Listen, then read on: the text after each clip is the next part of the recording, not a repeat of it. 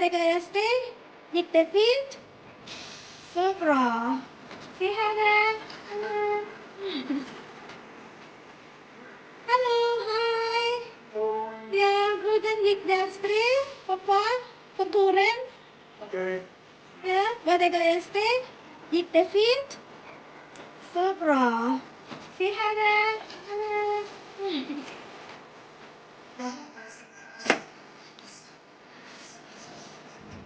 You are the rider. We are the riders.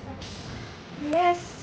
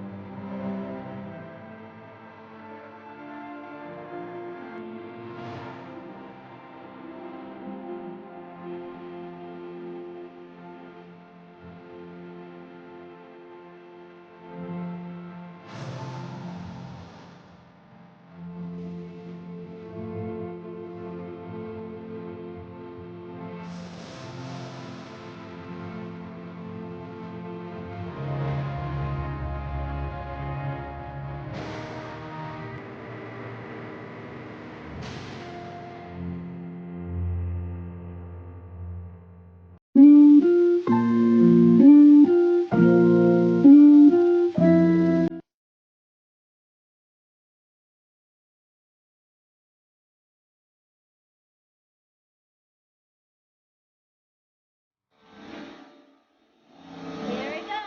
It's time to clean our veranda.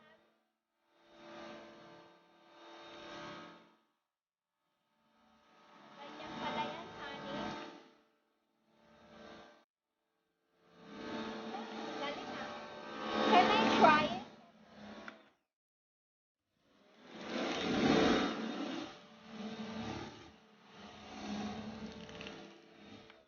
Ayan.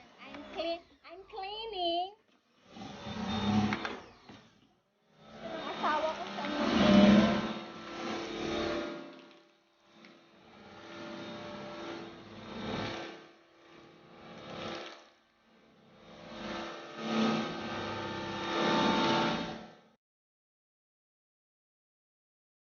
Ayan, here I go.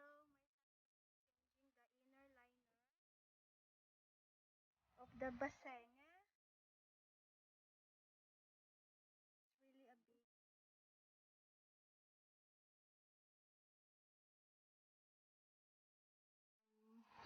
big inner liner. Now we got the new one. Say hello, Papa. Ay, hi. Wave. Hi. My husband say hi. Ayan, guys, as you can see, it's a big shop. I will come closer so you can see. Wow, it's so clean. Wow, it's very clean, honey.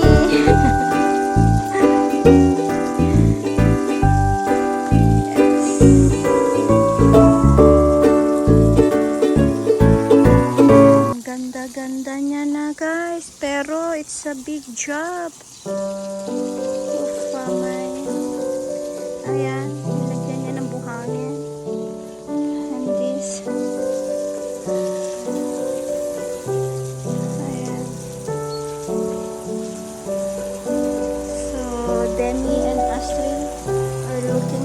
hard to swim.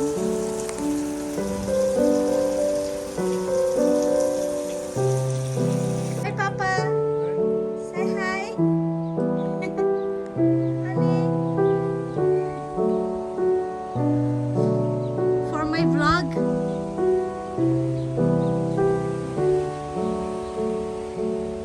It's a big job when you have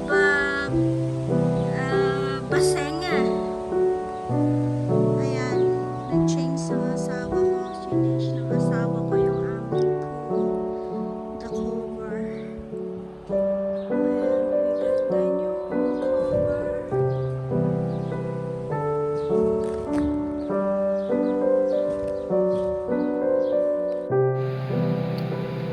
Here we go, guys. Retokadang sinigang. Look at Honey Bunny, Mamshi Babe, and Honey AJ.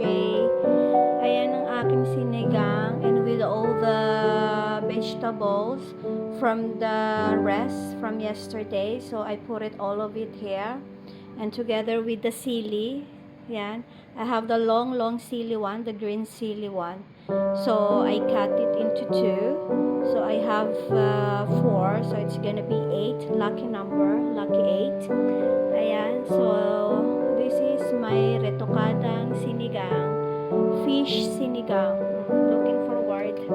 I just got up, so I'm going to eat this one for my brunch before we're going to for a walk, okay? So I might also visit the church because it's first Sunday of the year 2021 and first Sunday of the month, my birthday month, which is January. So it's gonna be a lucky day, and then tomorrow it's back to work, back to track again. Alright guys, have a great Sunday. I love you all, family. God bless. Bye everybody. Bye.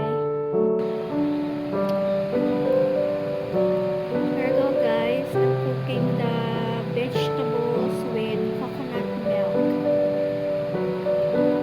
I love vegetables, so I have the green chili and the aubergine plus the pumpkin, kalabasa. Yummy. And I put also the, how do you call it, the milk, the malapot milk. There you go. Yummy. Vegetables with coconut milk. Bon appetit. Starting to cook the chicken curry. Ayan guys, first I carrot the potatoes and the carrots. And then this is the first thing I need to do, that I need to fry this first with the olive oil. I'm using this olive oil. This one, the olive oil. This is the cheapest I can get, the olive oil from Extra Boutique, but now it's getting expensive. So here we go, guys. So fry this until it gets brown, the carrots and the potatoes. Okay. I put a little bit of what is this? The oregano here. I put this oregano, yeah, because I like putting the spices, the herbs, and it's very healthy to add a little bit. But for me, this is okay. But some of people, they like putting a little bit more. But these herbs, so it's okay for me to add a little bit. There you go. So wait until it gets brown. Alright. Here you go, guys. Now it's already brown. And this is, I cut it into the cubes slice. Cubes cut. The garlic and the onions. And this is my So we're going to use the chicken fillet because my husband's favorite. He likes chicken fillet. Pero tayo kasi mga Pinoy, no? We like the chicken like yung merong bones, 'di ba? Sila kasi gusto nila ganyan flesh. Kasi, okay? Ayan guys, ayan na siya. So, eto na ako ngayon. Hello. Okay. Ayan, and then okay, we're going to make gisa, the chicken fillet here. I will add it now. It smells yummy already.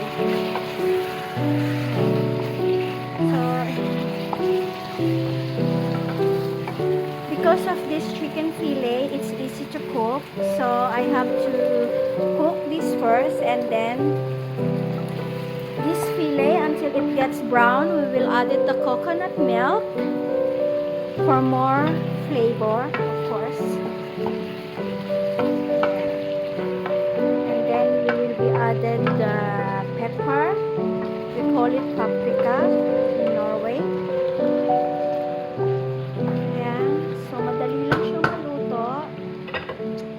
Check the heat. Ayan. Oh, it smells good.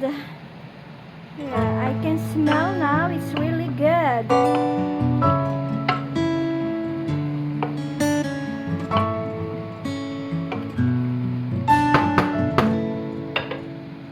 So I can add the coconut milk, as you can see, guys, here.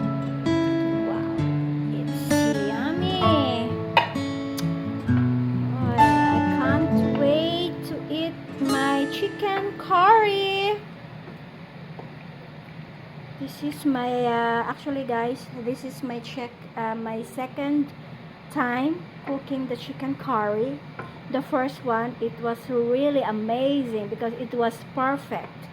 So today I'll see if it's going to cook also as the same as the first one. I always wanted to perfect para masarap siya yung lasa niya, di ba guys? So sarapan natin ang ating chicken curry. Ayan, ang ating chicken curry. Mamaya, so lalagyan natin sila ng, of course, the black pepper, the salt, and a little bit of herbs, and then of course the chicken powder. I have the chicken curry powder here. I'm gonna show you guys this one. Ta-da! This is our chicken curry powder that we're going to use. Alright? So we just wait a little bit to get boiled this chicken. And then we can put it all the ingredients like this one. Pagsasamahin na natin guys. Okay? So we just have to wait to shimmering, okay guys? So here you go guys, ayan na siya. I already added the potatoes and the carrots, the one we cooked for the first one. And then I added this chicken curry powder, so that's why nag-change na siya ng color. Oh, beautiful. Sarap niya guys. I can smell now. It's really yummy. I know you guys are getting hungry. Here. Oh, wow, it's beautiful. Let me low the heat. So, para hindi masunog ang ating chicken curry. Of course. Ayan na siya guys, as you can see. So, later a bit, we're going to taste it. So how is it, or how's it going, our chicken curry? There you go, ating chicken curry. So sa nagtatanong, no, we use the chicken fillet. So, it's a flesh. So, hindi siya masyadong bony. Hindi siya talaga bones. So, laman lang siya. Ayan. Ang sarap niya, guys. As in, I can smell it now. It's really yummy. Ayan. So, siguro konting boil lang and then luto na siya. And then, I will add the, how you call it? The paprika on top. Parang ayun na yung pinaka-garnish natin, guys. Right? Ayan. Sarap. Siguro takpan natin ng konti. And then we will see how it goes. And how it will shimmer all the ingredients in the chicken fillet, right? Okay, here's the cover. So, let's boil it for 5 to 10 minutes. Okay?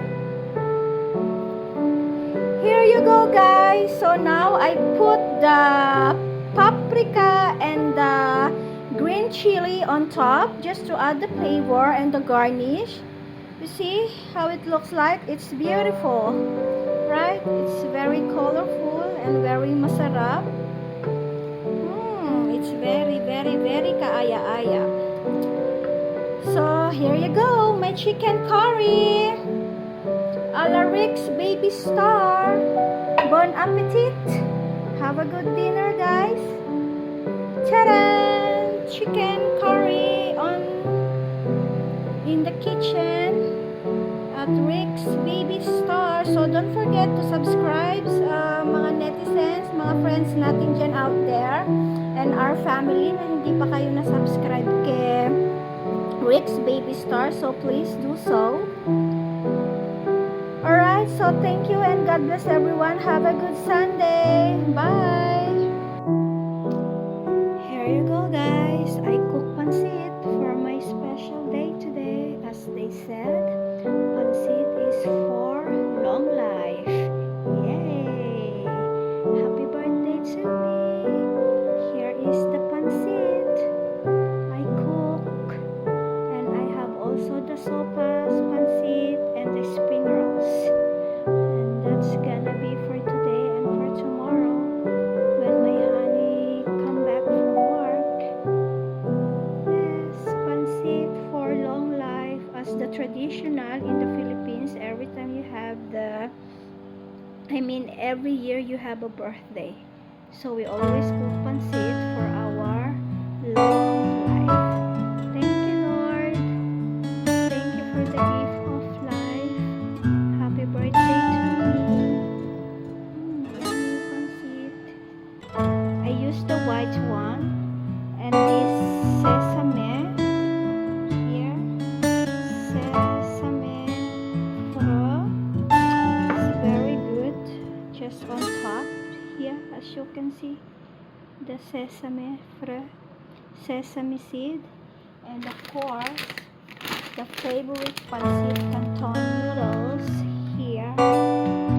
Baliktad ko siya like this. And that's how I garnish my pancit. Yummy. Alright, guys, so let's eat. I'm getting hungry. Too much hungry. Okay, bye netizens out there. Thank you for your greetings and for your wishes for my birthday. I appreciate every one of you. Thank you so much. May God bless you all. Okay, keep safe and healthy as always. Alright, have a great day. Thank you for watching. Love you all. Bye.